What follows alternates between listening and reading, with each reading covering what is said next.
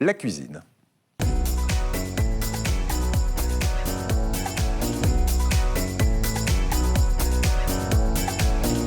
Voilà, Carole était en train de dire, j'attends la bêtise qui va arriver derrière.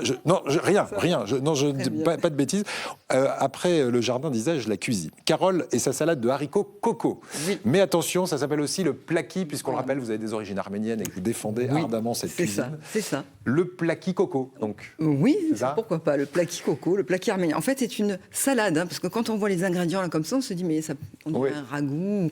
On a beaucoup l'habitude. Oui, ça pourrait. On cuisine souvent le haricot coco en soupe au pistou. Ça, c'est la saison, juillet, août, surtout septembre, fin septembre. Mais là, je vous propose de déguster le coco froid en salade. C'est vrai, mais c'est très bien. Donc, vous le faites cuire quand même avant. Ah oui, parce oui. que le coco, oui. pas cuit.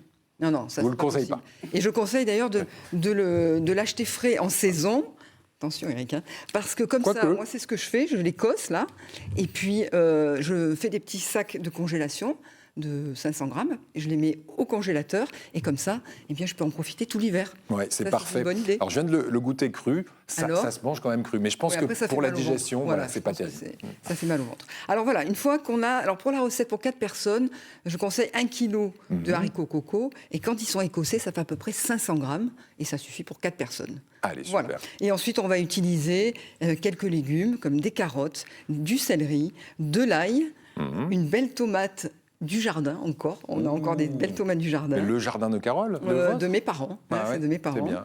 Je n'ai pas amené toujours pour assaisonner le sel, le poivre, le piment, l'huile d'olive, un peu de persil frais, quelques feuilles de laurier, là aussi c'est du jardin pour parfumer la cuisson des haricots. Voilà, c'est encore très simple au niveau des ingrédients. Très peu Vous allez voir en image que la recette aussi, elle est très facile. Eh bien, regardons ça tout de suite avec le tour de main de Carole. On va regarder ça en image. Très rapide, le tour de main. Donc c'est ma tante Muriel qui est venue à la maison, ma tante arménienne, et qui m'a montré donc cette recette. Et le premier conseil de Muriel, c'est de démarrer la cuisson des haricots coco à l'eau froide. À l'eau froide. Ensuite, on ne sale pas et on fait cuire une quarantaine de minutes à petit bouillon. Tout ça, c'est pour permettre aux haricots de ne pas durcir. Bravo, voilà, on a 40 minutes pour préparer le reste de la recette, c'est largement suffisant. On va prendre une sauteuse avec un petit peu d'huile d'olive, mettre l'ail en chemise avec la peau, les carottes et le céleri coupé en gros tronçons. Et puis, bien sûr, on va peler et couper en petits cubes notre belle tomate bien mûre. Comme ça, au-dessus de la sauteuse, comme ça, on va récupérer le jus de la tomate. Voilà, on mélange. On va saler, puisque les haricots ne sont pas salés. 2 belles cuillères à dessert de sel. Pour le poivre, c'est selon son goût. Et puis ensuite, on va rajouter de l'eau, à peu près 300 ml d'eau pour permettre aux légumes de cuire tranquillement. Alors là aussi, à feu moyen, pendant une trentaine de minutes. Très bien. Voilà. Une fois que nos cocos sont cuits, après 40 minutes, on les égoutte, on les rajoute dans la sauteuse, on mélange. On n'oublie pas de verser quelques cuillères à soupe d'huile d'olive, comme d'habitude. Jamais d'arachide ou autre. Deuxième cuisson, cette fois-ci à feu doux, cette fois-ci à couvert, une trentaine de minutes pour que tout arrive à confire. Voilà. Alors Muriel rajoute du piment d'Alep, c'est un piment oriental, à la fin, en fin de cuisson. Et puis vous voyez, quand le plaki, on le mélange, les légumes ont bu tout le jus, c'est la sauce un petit peu épaisse, tout est caramélisé. Et là, c'est très très important. On va laisser refroidir. Et ensuite, on va le mettre au réfrigérateur, ça c'est important, pour que ça finisse de confire. Donc l'idéal, c'est de le faire le soir pour le lendemain matin, le matin pour le soir. Et on n'oublie pas de sortir la salade au minimum 1 heure avant de la déguster pour qu'elle soit à température ambiante.